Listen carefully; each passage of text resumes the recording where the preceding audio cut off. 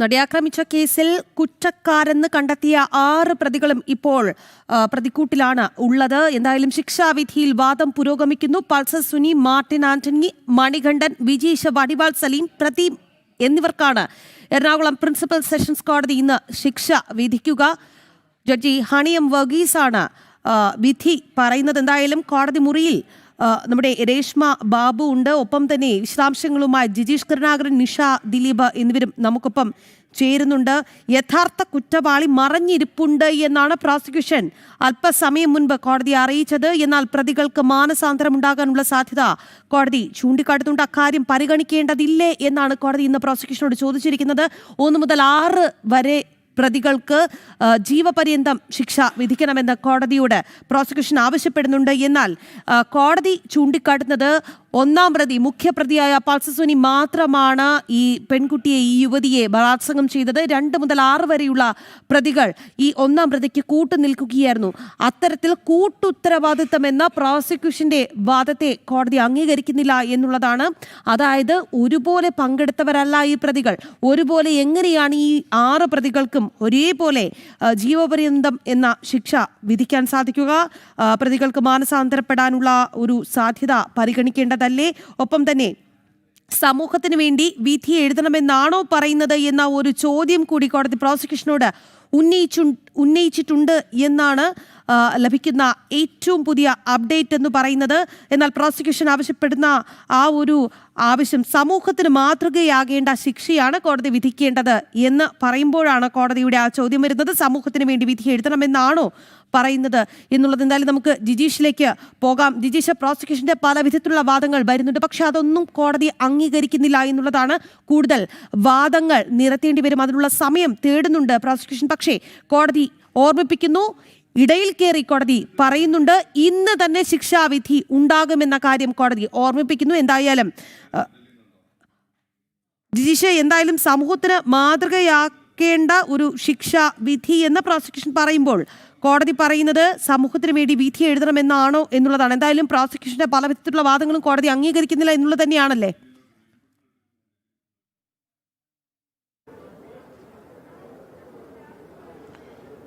തീർച്ചയായും രാഗി, 2 ഭാഗത്തിന്റെയും വാദങ്ങൾ ഉൾക്കൊണ്ടുകൊണ്ട് തന്നെ കോടതി മുന്നോട്ട് പോകുന്നു എന്ന് തന്നെയാണ് ഇതിൽ നിന്ന് മനസ്സിലാക്കുന്നത്. കാരണം 2 ഭാഗത്തോടും കോടതി ചോദ്യങ്ങൾ ചോദിക്കുന്നുണ്ട്. അത് പ്രോസിക്യൂഷനോടാണെങ്കിലും പ്രതിഭാഗത്തിനോടാണെങ്കിലും അത്തരം ചോദ്യങ്ങൾ ചോദിക്കുന്നുണ്ട്. കാരണം പ്രതിഭാഗം ഉന്നയിച്ച ഒരു പ്രധാനപ്പെട്ട കാര്യം എന്ന് പറയുന്നത്, നേരിട്ട് ഈ ഒരു ബലാത്സംഗ കുറ്റം ചെയ്തത്, കോടതി പറഞ്ഞതുപോലെ തന്നെ കുറ്റം ചെയ്തത് പൾസർ സുനിയാണ്. അതിൽ ഈ ഒരു കൃത്യത്തിന്റെ ഭാഗമായി ഇപ്പോൾ 2 മുതൽ 6 വരെ പ്രതിചേർക്കപ്പെട്ടവരിലും ഇപ്പോൾ കുറ്റവാളികളെന്ന് കണ്ടെത്തിയ ആളുകളിലും ആ വാഹനം ഓടിച്ച ആളുണ്ട്, ഇടയ്ക്ക് അതിൽ വന്നു കയറിയ ആളുകളുണ്ട്.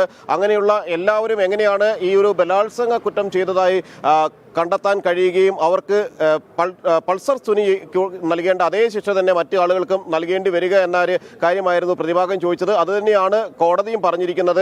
ഓരോരുത്തരും ഓരോ കുറ്റങ്ങൾ ചെയ്യുമ്പോൾ അവർക്ക് ആ കുറ്റങ്ങൾക്കനുസരിച്ചുള്ള ശിക്ഷയല്ലേ നൽകേണ്ടത് എന്ന ചോദ്യമാണ് കോടതി ഇവിടെ ഉയർത്തിയിരിക്കുന്നത്. ഓരോരുത്തരും ചെയ്യുന്ന കുറ്റങ്ങൾ പരിഗണിച്ചുകൊണ്ട് ആ കുറ്റങ്ങൾക്കുള്ള പരമാവധി ശിക്ഷ നൽകുന്ന എന്ന രീതി തന്നെയാണ് കോടതി പറയുന്നത്. അങ്ങനെയെങ്കിൽ പൾസർ സുനിക്ക് ഏറ്റവും ഉയർന്ന ശിക്ഷയും മറ്റു പ്രതികൾക്ക് അവരുടെ പങ്കാളിത്തം അനുസരിച്ച് കോടതി കണ്ടെത്തിയിരിക്കുന്ന ശിക്ഷകളുമായിരിക്കും ലഭിക്കുക എന്നാണ് ഈ ഒരു ഘട്ടത്തിൽ മനസ്സിലാവുക. കോടതി അക്കാര്യങ്ങൾ തന്നെയാണ് പ്രോസിക്യൂഷനോട് ചോദ്യങ്ങളായി പ്രധാനമായും ഉയർത്തുകയും ചെയ്തിട്ടുള്ള കാര്യങ്ങൾ എന്ന് പറയുന്നത്.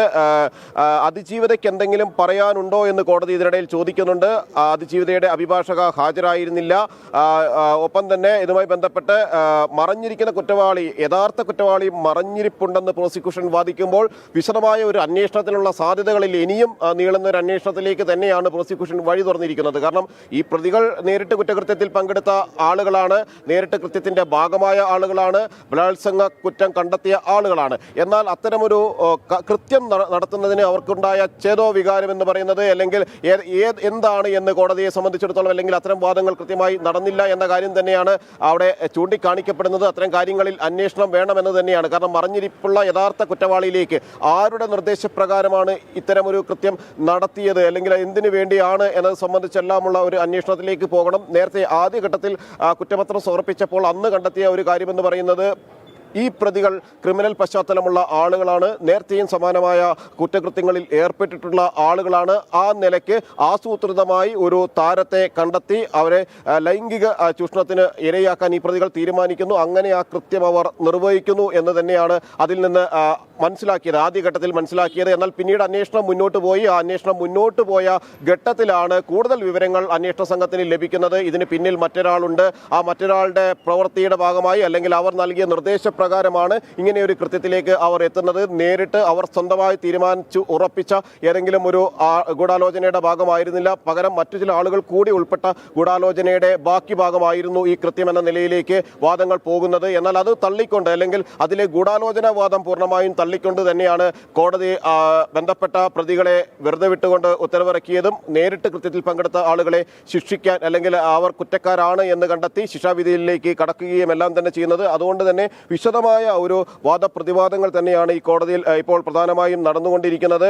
അതിൽ എല്ലാ തരത്തിലും അതായത് രണ്ട് ഭാഗവും അവരുടെ വാദങ്ങളിൽ ഉറച്ചു നിൽക്കുന്നു. പരമാവധി ശിക്ഷ നൽകണമെന്ന് പ്രോസിക്യൂഷനും എങ്ങനെയാണ് പരമാവധി ശിക്ഷ നൽകാൻ കഴിയുക, ഇത്തരം കൃത്യങ്ങളിൽ പൾസർ സുനി നടത്തിയിട്ടുള്ള കൃത്യങ്ങളിൽ ഒന്നും മറ്റുള്ളവർ ഭാഗവാക്കായിട്ടില്ലല്ലോ എന്ന ചോദ്യം പ്രതിഭാഗവും ഉയർത്തുന്നു. ഇതിലേത് കോടതിയിലെ പരിഗണനയ്ക്ക് വരും അല്ലെങ്കിൽ കോടതി എങ്ങനെയാണ് ഇതുമായി ബന്ധപ്പെട്ട വാദങ്ങളെ ഉൾക്കൊള്ളുക എന്നത് തന്നെയാണ് അതിൽ ഏറ്റവും പ്രധാനമെന്ന് പറയുന്നത്.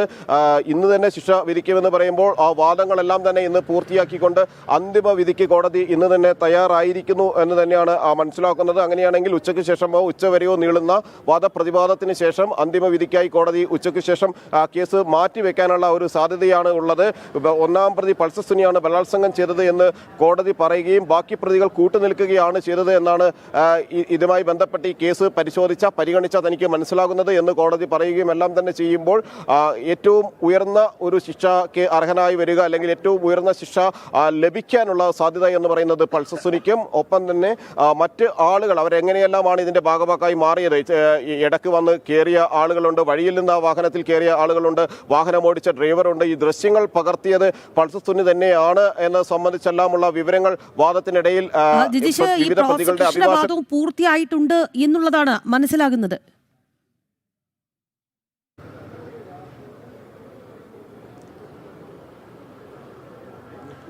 തീർച്ചയായും രാഗി, അവിടെ പ്രോസിക്യൂഷന്റെ വാദങ്ങൾ കൂടി പൂർത്തിയായിരിക്കുന്നു. പ്രോസിക്യൂഷന് പറയാനുള്ള കാര്യങ്ങൾ അതായത് പരമാവധി ശിക്ഷ നൽകണം, കഠിന തടവ് നൽകണം, ജീവപര്യന്തം കഠിന തടവ് തന്നെ നൽകണം, അതിൽ കുറഞ്ഞ ഒരു ശിക്ഷയും എല്ലാം നൽകേണ്ടത് പരമാവധി ശിക്ഷയ്ക്ക് തന്നെയാണ്. ഇവരെല്ലാവരും ഒരുപോലെ അർഹരെന്ന കാര്യം വാദത്തിൽ ഉന്നയിച്ചുകൊണ്ട് പ്രോസിക്യൂഷന്റെ വാദങ്ങൾ ഏതാണ്ട് അവസാനിച്ചിരിക്കുന്നു. ഇനി ഒരുപക്ഷെ പ്രതിഭാഗത്തിന് കൂടി അവരുടെ വാദങ്ങൾ കുറച്ചുകൂടി അവതരിപ്പിക്കാനുള്ള ഒരു അവസരം ഉണ്ടായേക്കും. ആ അവസരങ്ങൾ കൂടി ലഭിച്ചതിന് ശേഷം പ്രതിഭാഗം അവർക്ക് പറയാനുള്ള കാര്യങ്ങൾ കൂടി പറഞ്ഞതിന് ശേഷം ഒരു അന്തിമ വിധി ഉണ്ടാകും. അത് ആ അന്തിമ വിധി എന്ന് തന്നെയാണ് വ്യക്തമാകുന്നത്. കോടതി വിവിധ കാര്യങ്ങൾ പരിഗണിക്കുമെന്നും പ്രോസിക്യൂഷനെയും പ്രതിഭാഗത്തെയും ഒരുപോലെ കേൾക്കുന്നു എന്നും മനസ്സിലാക്കുന്ന ചില പരാമർശങ്ങൾ ഇരുഭാഗത്തോടുമായി കോടതിയിൽ നിന്ന് ഉണ്ടാകുന്നുണ്ട്. അതുകൊണ്ട് തന്നെ ഒരു സമ്മിശ്രമായിരിക്കണം വിധിയോ എന്ന് നമുക്ക് അനുമാനിക്കാൻ ഈ ഒരു ഘട്ടത്തിൽ കഴിയും. കാരണം രണ്ട് ഭാഗത്തിൻ്റെയും വാദങ്ങളെ വിശദമായി തന്നെ കോടതി പരിഗണിക്കുന്നുണ്ട്. പരമാവധി ശിക്ഷ നൽകണമെന്ന വാദം ഒരു ഭാഗത്ത് നിൽക്കുമ്പോൾ തന്നെ എങ്ങനെയാണ് എല്ലാവർക്കും ഒരേപോലെ ശിക്ഷ നൽകാൻ കഴിയുക, ഒരു കുറ്റകൃത്യത്തിൽ വ്യത്യസ്ത തലത്തിൽ ഇടപെട്ട ആളുകൾക്ക് ഒരേ കുറ്റം ആരോപിക്കപ്പെടാനും ഒരേ കുറ്റത്തിനുള്ള ശിക്ഷ നൽകാനും കഴിയുക എന്നെല്ലാമുള്ള കോടതിയുടെ ചോദ്യങ്ങൾ സ്വാഭാവികമായും അത് വിധിയിൽ ഉണ്ടാകും എന്ന് തന്നെയാണ് അനുമാനിക്കാൻ കഴിയുക. അത്തരത്തിൽ രണ്ട് ഭാഗത്തിൻ്റെയും വാദങ്ങൾ ഏതാണ്ട് പൂർണ്ണമായും തന്നെ പൂർത്തിയാകുന്ന ഒരു നിലയിലേക്ക് എത്തിയിരിക്കുന്നു. വൈകാതെ തന്നെ ആ അന്തിമ വിധി കോടതി പുറപ്പെടുവിക്കുകയും ചെയ്യും. നടി ആക്രമിക്കപ്പെട്ട കേസിൽ ശിക്ഷാവിധി ഇന്ന് തന്നെ ഉണ്ടാകുമെന്ന് കോടതി ചൂണ്ടിക്കാട്ടുകയാണ്. ശിക്ഷാവിധിയിൽ പ്രോസിക്യൂഷന്റെ വാദവും പൂർത്തിയായിട്ടുണ്ട് എന്നുള്ളതാണ് നമുക്ക് കോടതി മുറിയിൽ നിന്ന് ലഭിക്കുന്ന ഏറ്റവും പുതിയ അപ്ഡേറ്റ്. യഥാർത്ഥ കുറ്റവാളി മറഞ്ഞിരിക്കുന്നുവെന്ന വാദത്തിൽ ഉറച്ചു നിൽക്കുന്നു പ്രോസിക്യൂഷൻ. പക്ഷേ പ്രതിഭാഗം ശിക്ഷയിൽ ഇളവ് വേണം, ഈ 6 പ്രതികൾക്കും ഒരുപോലെ ശിക്ഷ നൽകണമെന്ന പ്രോസിക്യൂഷന്റെ വാദം അവർ ഖണ്ഡിക്കുന്നു.